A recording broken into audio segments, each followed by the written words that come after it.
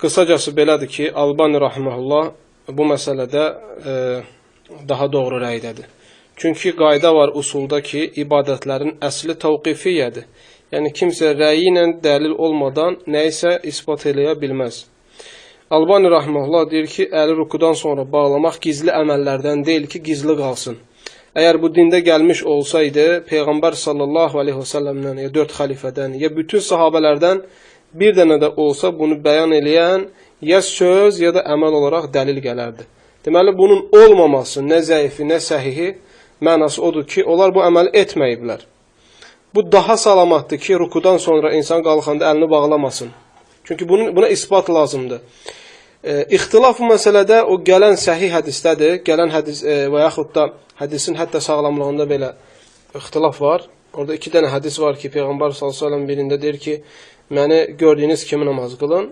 Biri də var ki, Peyğəmbər s.ə.v rukudan qalxandan sonra qiyamda olduğu vəziyyətdə olardı. Bu kəlmənin anlayışında ixtilaf var. Ki, qəsd olunan qiyamdırmı, yəni belini tamami şəkildə düz tutardı, yoxsa qəsd olunan aynən rukudan qabaq əlini bağladığı kimi əlini bağlayardı. Bunun anlayışında ixtilaf var, bunun səbəbi də budur. Ona görə də Albani rahimehullah deyir ki, əgər bu anlayış tutaq ki, onlar qiyamda olduqları kimi durarlardı, əl bağlamaq, əl heyəti, qiyam heyəti, rukudan sonra həmin heyət olsaydı, bu anlayış bizə sələfdən gələrdi. Deməli, gəlmədiyinə görə deyir ki, durmaq lazımdır. Deməli, belədir ki, kim rukudan sonra əlini bağlayarsa, o ixtilafda qalır o adam.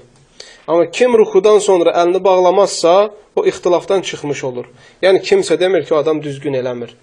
Hamı icma edir ki, onu eləyən adam, yəni ki, müxalif olan bir şey eləmir. İxtilaf haradadır? Bağlamaqda. Ona görə ixtilafdan çıxmaq üçün bugün rukudan sonra əli bağlamağı tərk etmək daha yaxşıdır. Lakin kimi qani eləyərsə o bir tərəflərin rəyi, məsələn, İbn Baz rahimehullah xüsusən Həmbəli məzhəbində bu məşhurdur, problem yoxdur. Sadəcə nədir? Albani rahimehullahın bu əməli bidət görməsindədir problem. Və ən azından buna bidət demək yox, ən azından demək yaxşıdır. Bu daha yaxşı olar ki, belə deyilsin ki, yəni bağlamamaq daha yaxşıdır. Amma bidət kəlməsində burada biraz ağırlıq var. Allahu aləm. İxlasla.com saytı tərəfindən təqdim olundu.